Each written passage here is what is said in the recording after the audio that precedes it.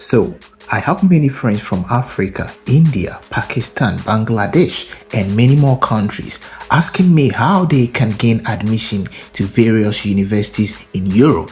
So, I decided to go to various schools in some European countries and make an interview. All right, viewers. So, today we are at Mendel University, and as I said, as many of you have been asking me how you can gain admission into Mendel University, today I decided to come to the school itself and speak to those who are in charge of admission, especially international students admission. I have here with me Ludmila. She works at the admission office. So today we are going to have a short interview with Ludmila and ask her the processes you would have to go through in your various countries, being it Africa or India, whichever country you're coming from, how you have to go through the process and gain admission to Mendel. Thank you, Ludmila, for having you today. Hello. Okay, so to start with, if a student is outside the Czech Republic, let's say an international student, being it from any of the African countries or the Asian countries, what is the first thing they are supposed to do for the admission process to Mendel University? First of all, they should go to our website, choose what field of study they want to study, and then they should apply. The application form is online, it's also on the website, so you just click there, fill in your personal information, and then somebody from the admission office will get in touch with you. So what's the website for Mendel University, if I may ask? It's www.mendelu.cz. Alright, so viewers, I'm going to put a link below this video on YouTube, and I'm also going to put it in the video so you know where to go when you want to start the process. Alright, so after you have applied online, what next? What do you do next? First of all, I forgot to mention, the website is in two versions. The one version is Czech, and it's for the applicants from the Czech Republic for the study programs in Czech. So you should find the English flag button and switch the website into English, and then you will see a completely different website with completely different information for the international students and for the study programs in English. So that's what you should actually do first. Alright, so first thing you have to switch the language. If you are coming from an English-speaking country, and you don't know how to speak the Czech language, you have to switch first to the English version so that you would understand everything that is there. Alright, so after you've switched to the English, what next? Okay, then you fill in the application form, and then somebody from our admission office will contact you. They will ask you usually for some documents like a copy of your passport or copy of your diploma, and after you send it to them, they will invite you for the entrance exam. Alright, so after they contact you for the entrance exams, how does the entrance exams take place?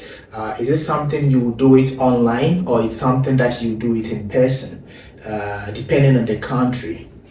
No, you do it online, and it's field of study specific. So according to which field of study you choose, the type of entrance exams you will get. We have the examples of the exam or of the test on our website, so you can just have a look at it, download and try them for yourself before you do them on the specific date that you are asked to do them. Also, there is a sample question on the site for students to try before the main entrance exams. Yeah, they are there. Alright, so after a student finishes the exams, what is the cutoff point to pass these exams to get admission? Again, it's a field of study specific, but usually if you have above 60%, then you can be admitted. Alright, so 60% is the pass mark. So after you pass the exams, what next? Next thing, so you will receive the exam result, it's positive, it will say you can be admitted, and now we will ask you to do what we call nostrification, which is basically verification of your foreign education. Okay, so let's say a student, is there a fee? First, is there a fee for the entrance exams? For the entrance exam, there is no fee. Okay, but are the students made to pay admission fee, some fee before writing the exams? No. Before writing the exams, you don't pay anything. But the first thing you will pay is for the nostrification. Nostrification. For the verification of your documents. Yeah. All right. So if a student does not pass the exams for the first time, are they given other chances to write it again? Yes, you can write it again after 6 months. After 6 months, okay. So after a student pass and do the nostrification, how is the nostrification done? So first of all, you scan all your documents that we require, which is basically your diploma, either your university diploma or your high school diploma, with your transcript of records and what we call a confirmation that, like, with your education you are allowed to enter next study level in your own country. And you send these documents scanned to the school. We will have a look at them. If they are okay, you will be asked to send them over by post. Okay. So after the students send the document by post, what next do they have to do? Then we will ask you to pay the nostrification fee, which is 800 Czech crowns. How much in Czech crown, the nostrification fee? So it's 800 Czech crowns, that's about 35 euros. 35 euros, okay. So after the nostrification, where is the nostrification done? Is it done here in Czech, or the person has to do it from their country?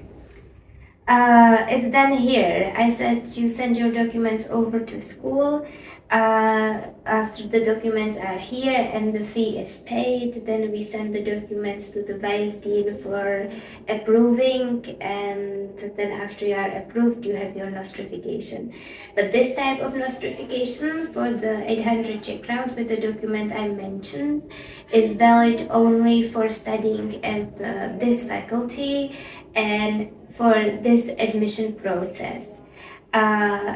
In the Czech Republic, there is another type of the nostrification which you can get, and this is for about 3,000 Czech crowns. That's a little bit over 100 euros.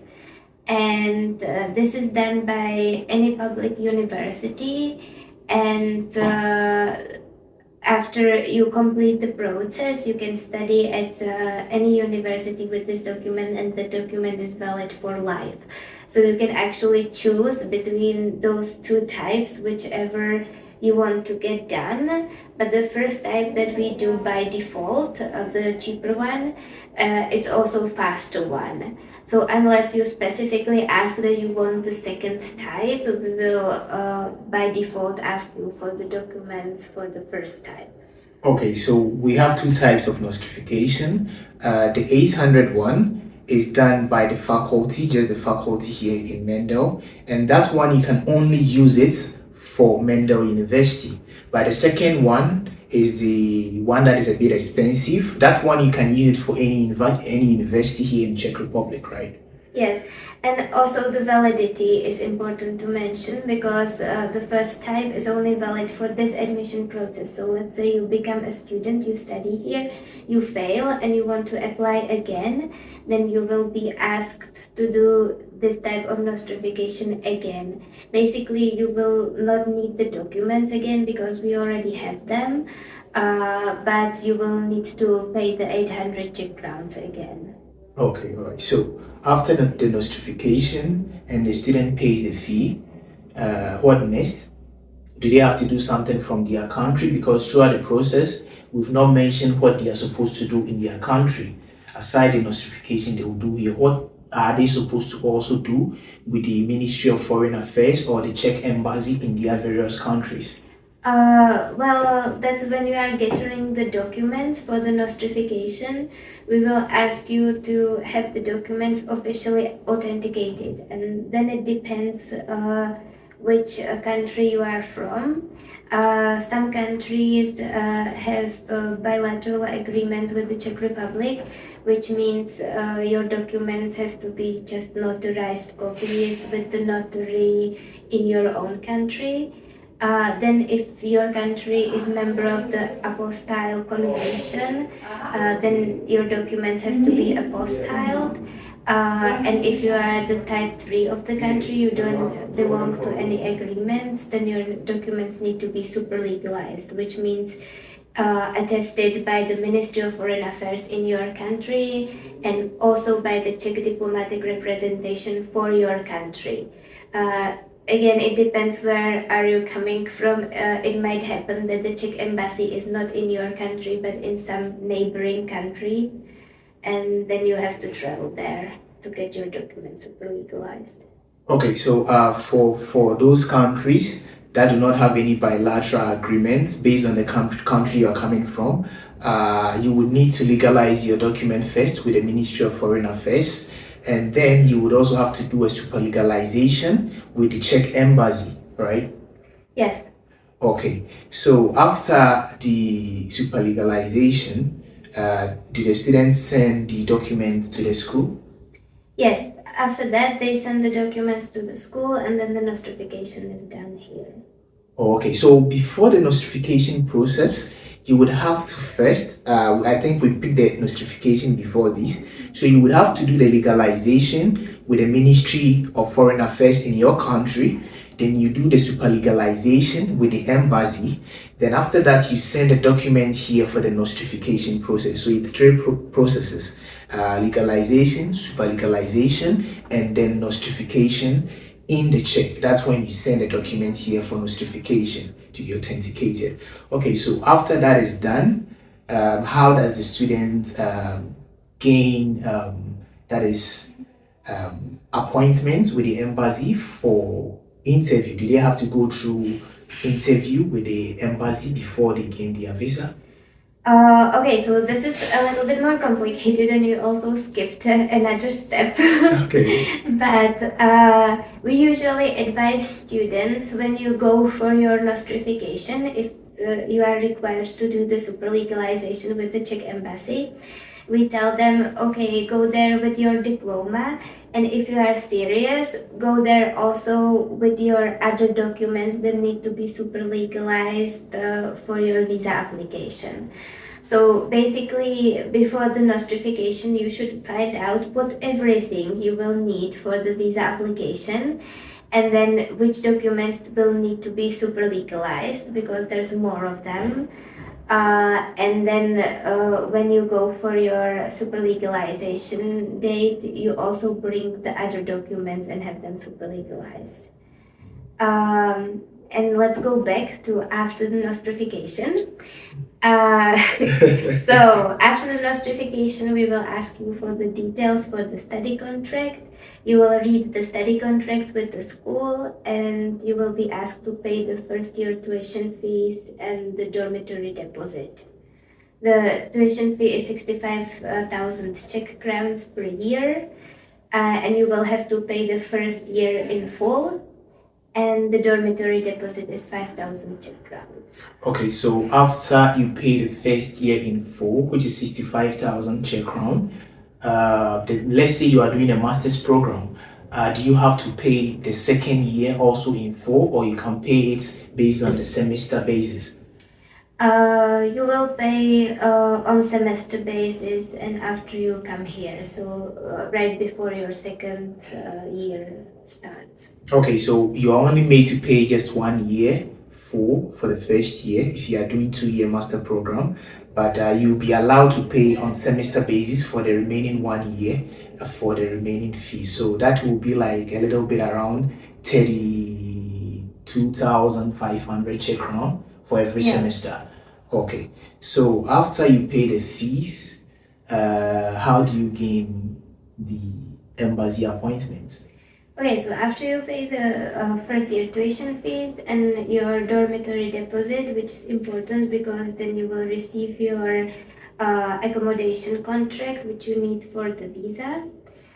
Uh, then you will, by the DHL, you will receive from us the whole package of the admission documents. There will be your nostrification, your admission letter, your accommodation contract, and if you need any other documents, there will be there.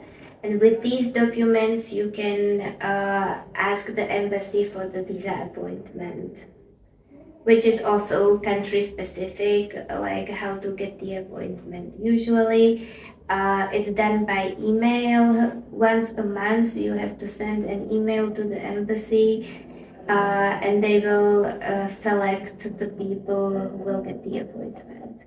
Okay, so does the school have any role in the appointment of the date for the interview? Does the school has any role to play in it, or that is solely between the applicants and the embassy? The appointments are solely between the applicants and the embassy. Like we don't have any magical button to the embassy, and we cannot apply for the appointment for you.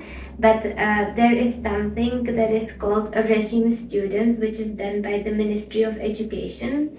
And every month we can send the list of applicants that completed the admission process to the Ministry of Education, and the Ministry of Education does the selection of people who can get the visa appointment without having to book it by themselves with the embassy.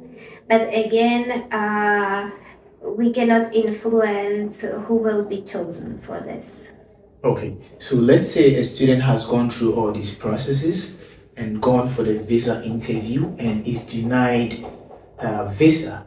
Do they have another chance to appeal for the visa, or in case they even appeal and they don't get it, does the school refund the fee back to them? Yeah, you have a chance to appeal, and we also have a coordinator who can hook you up with the lawyer. And we've done many successful appeals in the past, but it really depends on why your visa was rejected. If it was rejected for some objective reasons, then there's no need for you to appeal because it would be denied anyway. But if the reasons were kind of vague, which sometimes happens, then you have a good chance for the appeal.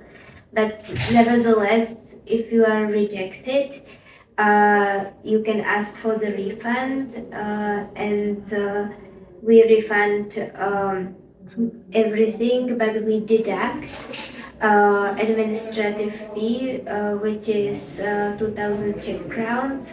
And we also deduct all the costs that we had with you. So usually it's the cost of the DHL when we were sending you the documents. Okay, so as you heard, there is a chance to appeal, and as you said, most often than not, they have been successful with their appeals when students are rejected for the visa by the embassy. But it has to be based on a strong point. If your visa was rejected on maybe a weaker ground, it's easier for them to appeal and the embassy gives you the visa. But if on it's if you don't have a strong point and the embassy has every reason to reject, then probably it might not work. But most often than not, they've been successful with the appeal. And also, in case you don't even get a visa at all or the appeal does not go well, they refund all your money to you back, the fees you get it back, with the exception of 2,000 Czech crown. That is administration fee. That is just deducted from that, and the DHL sending of the document by DHL that they had to get from your country. That is the only thing they take from it. Okay. And let me give you an example of the typical visa rejection. The embassy will ask you to prove some funds that you have, like money for the trip here and for the living here. You have to have that money in your own account, which is written in your name. And if somebody is, for example, sponsoring you and sends you that money in like one huge amount on your account, that then you are automatically suspicious for the embassy. So you need to really prove that the money is yours. And sometimes embassy will ask you to go for the second appointment just to see if the money is still in your account. So definitely, like if somebody gives you the money and is sponsoring you, you're basically not allowed to do anything with the money. They have to sit on your account until you get the visa, because you might be asked to come for the second appointment. And if the embassy sees that the money was withdrawn, meanwhile, then they will reject your visa. Okay, so how much does a student need in their accounts? I don't know. Okay, you don't know. Okay, so that is based I don't solely know. on the embassy. There is some equation how they count it, and it's on the embassy website, and it changes. Typically, like every year or every second year, it changes. So you need to check the embassy website for the correct amount. Okay. All right. So now we've gotten all the processes and how to go about your visa process. Is there any other thing you would want to add to the process? Just be patient. We calculated that on average it takes 14 months from the day of your application to get here. So definitely you need to be patient. Sometimes it takes more. Like we know that the African countries usually take more than some other countries, because it's harder to get the appointments. But it's not impossible. It's been done before. That was the proof of that. Yeah, I'm proof of that. So, so it's definitely possible. But you need to be patient, and you cannot expect that you will write the test and arrive in like 4 months. That's not usually the case. all right. So the key point here is be patient. A lot of people apply and they expect to get here 4 months after the application. No, if you apply, you have to be patient. As you said, I'm a proof of that. I had to wait for I think more than a year and more before I got here. So if you apply, you have to be patient. You don't have to be rushing and expecting to get here in the next 4 months. You have to be patient, maximum of 14 months, right? Yeah, like on average, it takes 14 months. So some people take more, some people take less, but the average is 14 months. Okay, so please be patient when you apply. Be patient before you apply. All right. So I believe you've heard all from Ludmila from the admissions international admissions office here in Mendel University, and you know the processes to go through now. So if you want to know these processes, just go watch this video on Blaze TV, and then you will know all the processes you will have to go through to gain admission to Mendel University. Thank you very much, Ludmila, for this insightful knowledge you've given us based on the admission process here in Mendel. Okay, thank you. It was a pleasure to having you here, and I hope you all who are watching, I will see you here in Brno. Hope to see you here in Brno at Mendel University. All right, thank you.